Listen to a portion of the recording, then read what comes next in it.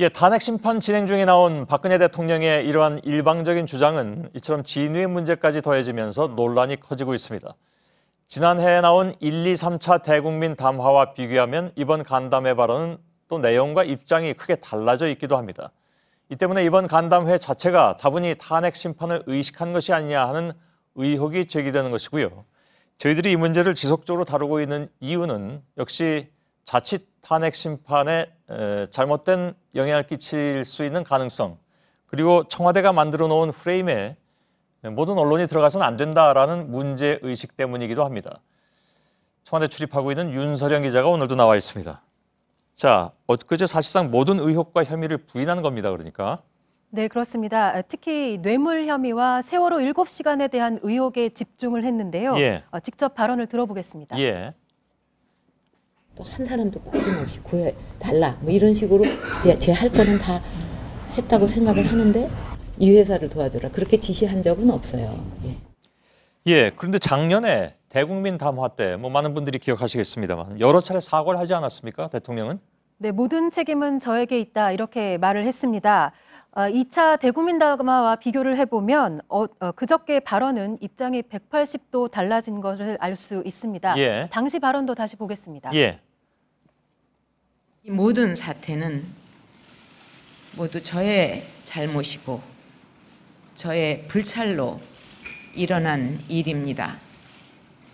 저의 큰 책임을 가슴 깊이 통감하고 있습니다. 예.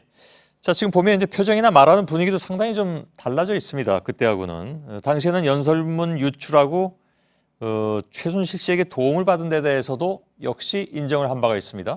네, 그렇습니다. 이 JTBC가 이 최순실 씨 태블릿 PC로 대통령의 연설문 등이 무더기로 넘어갔다라는 보도를 한 직후 바로 다음 날 모든 것을 인정했었습니다. 예, 예.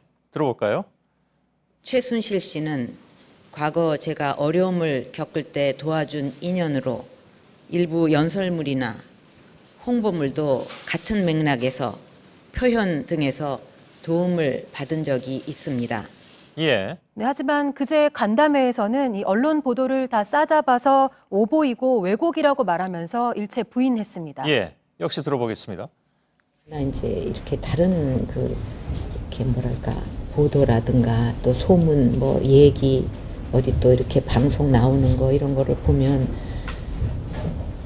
너무나 많은 왜곡 또 오보 거기다가 또 허위가 막 그냥 남발이 되고 그래갖고 뭐 종을 잡을 수가 없게 어디.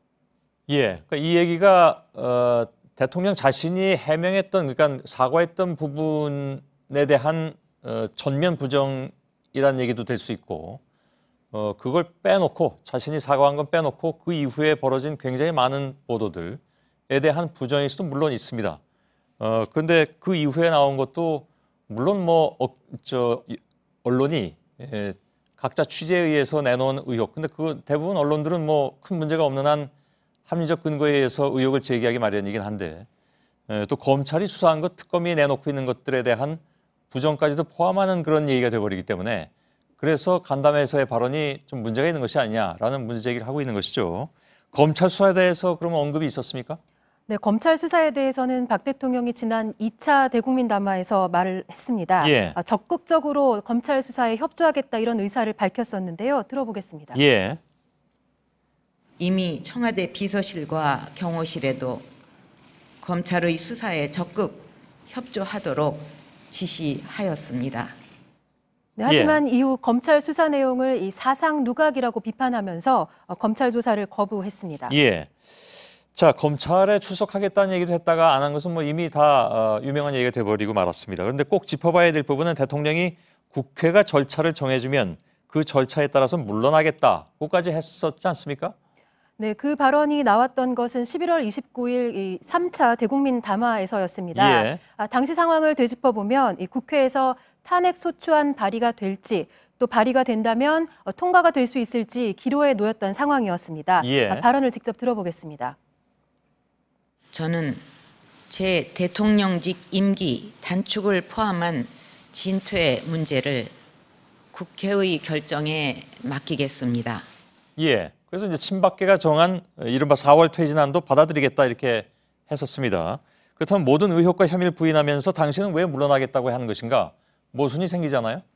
네, 그렇습니다. 근데 사실 당시에도 이 대통령이 국회가 정해주는 절차에 따라서 물러나겠다라는 약속이 나왔을 때 이 발언에 대해 의구심이 나오기도 했습니다. 예. 왜냐하면 이 대통령의 진퇴는 다음 대선과 바로 맞물려 있기 때문에 여야 각 당의 셈법이 다를 수밖에 없습니다. 예. 국회로 공이 넘어오면 여야가 합의를 해서 답을 내기가 쉽지 않다는 것을 알고 있기 때문에 전략적으로 이렇게 말을 한 것 아니냐 이런 시각이었는데요. 예. 역시 이 탄핵 심판이 본격화하자 박 대통령은 모든 혐의를 부인하면서 물러날 뜻이 없다는 것을 분명히 하고 있는 상황입니다. 예, 알겠습니다.